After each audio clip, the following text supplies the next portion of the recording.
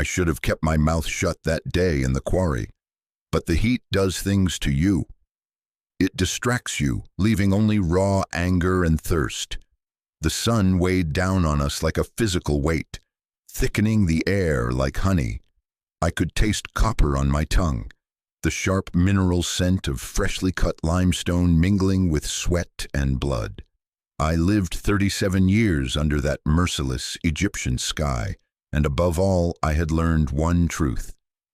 Silence keeps you alive. But that butler, that pig-faced bastard with the golden armband and the cruel smile, had picked the wrong day to strike an old man who had fallen twice. "What did you say, slave?" The word hung in the scorching air between us. Around me, I felt the other workers freeze, their breath shallow with fear. We all knew what happened to men who spoke out of turn. We had all seen the bodies at sunset, their backs broken, their throats slit, left to be snatched away in the desert wastes beyond the construction site. But something inside me had cracked.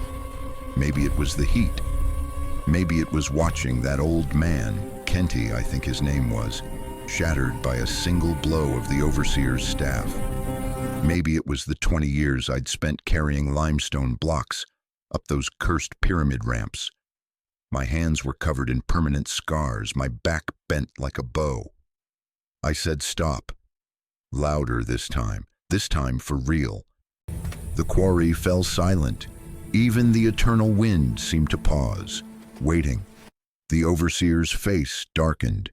He crossed the distance between us in 4 long strides, his staff still stained with Kenty's blood.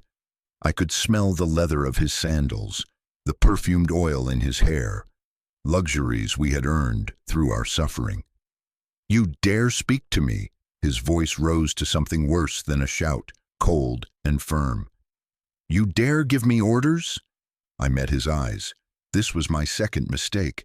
An old man, he's dying, let him rest. Before I could finish speaking, the club struck me in the face. A sharp, sudden pain erupted in my cheekbone. I tasted the blood, felt it trickle down my chin, but I didn't fall. I wouldn't give him that satisfaction. "Take him to the pit," the overseer said, his voice now bored and indifferent. "Let him think of respect while he awaits his commander."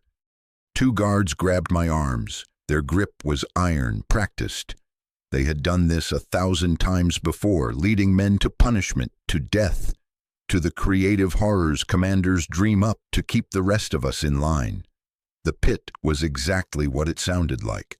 A hole 4 or 5 meters deep, cut into solid rock, narrow enough to lie down, shallow enough to stand upright.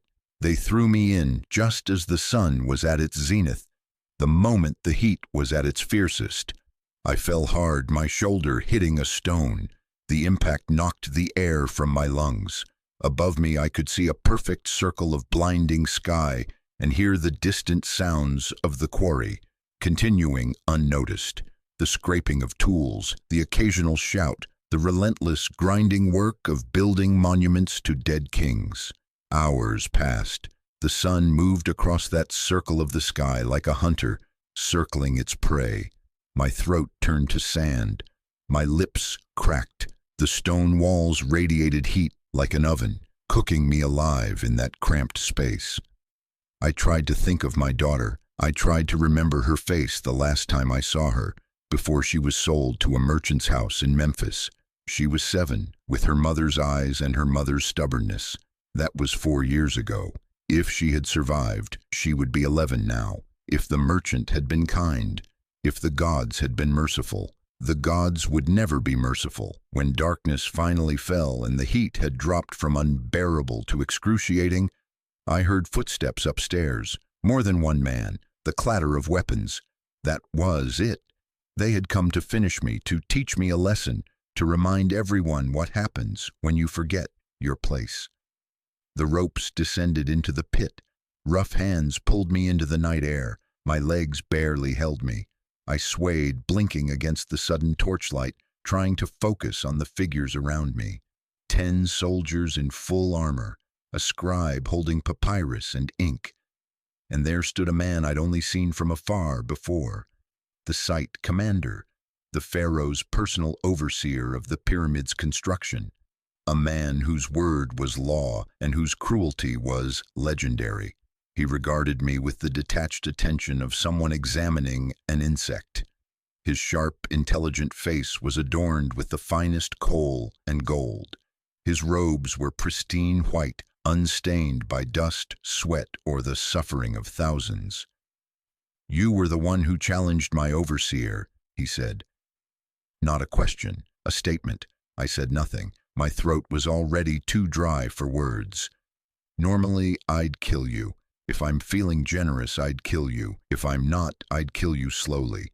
He circled me like a jackal examining its wounded prey. "But I have a different idea, something useful." The way he said the last word made ice rise in my chest, despite the lingering heat. "Inner chambers," he continued, his voice now thoughtful, almost pleasant. "Sealed chambers beneath the pyramid.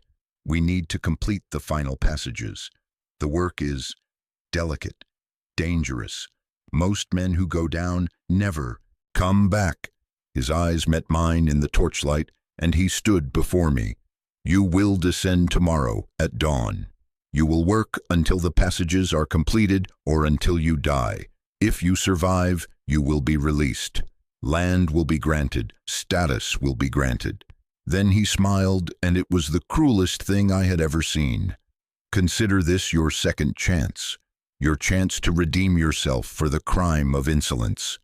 The way he twisted those words, second chance, redemption, made them sound like blasphemy.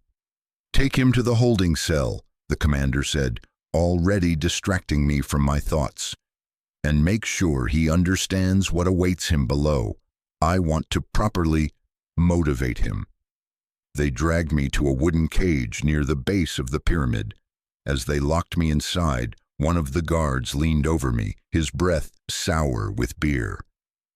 "The chambers are cursed," he whispered. "The priests sealed them for a reason. There are things moving there, things that shouldn't move. Pray to the gods you still believe in, for you will need them." I spent that night gazing at the pyramid's shadow stretching across the sand. The monument rose against the stars like a mountain built by madmen. Each stone represented someone's blood, someone's broken spine, someone's stolen life. Somewhere in my weary mind, I wondered if this was how it ended. My daughter's face remained in my memory, not with dignity or meaning, but in the darkness beneath tons of stones, alone, even in death, carrying the Pharaoh's command. The stars swirled overhead. The desert wind carried the scent of the Nile, mingling with dust, blood, and fear. And at dawn they would lower me into the darkness beneath the pyramid. They would lower me, and I would discover that some things are worse than death. Some things wait in the dark corners of the world, patient, hungry, and older than the oldest stones. I didn't know it yet, but my real nightmare was just beginning.